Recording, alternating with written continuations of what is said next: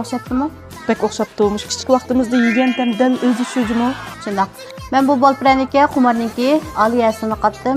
Shuning uchun ta'mi texmi yaxshi bo'ldi. Yana o'zimizning an'anaviy pishiriqlarimizga yetmayotgani. Yurak belgisini besib bizni guvanji qilib eling. Biz sizlarga bol pranikni yasash usulini o'rgatib qo'yaylik.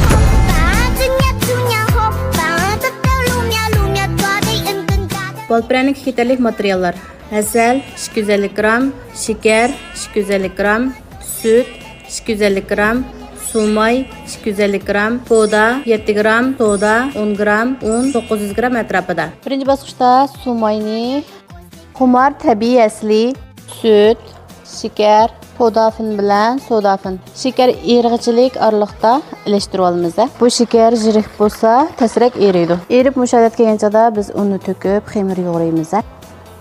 Xamirni cho'qim qo'limizda yo'g'ishimiz kerak. Jezni silib yo'g'ganchada xamir kirishib qoladi. Pishib chiqqandan keyin pishiriqlar qattiq chiqib qolgan ahvolda bo'lib qoldi. Xamirimiz mushadat kelgandan keyin 5-10 minut tindirib ishlaymiz. Xamirimizmi tinib tayyor bo'ldi. Biz buning cho'nligini mana mushinchilik cho'nliqda tekshi zugul qilib, lisiq tizib ilib olamiz. Tekshi lisig'ini ilib oldik. Endi yuziga musho'shash tuxumni seriqib surkab pishirib ilib olamiz. Kavshağının gradusi asti 160 gradus, asti 210 gradus. Kavshağım qızıb tayyor bo'ldi. Mana biz buni 20 minut atrofida pishirib ilib olsak bo'ldi. Mana 20 minut o'tdi. Bol pranikimiz pishib chiqdi. Undaqda bizni qo'shib eling.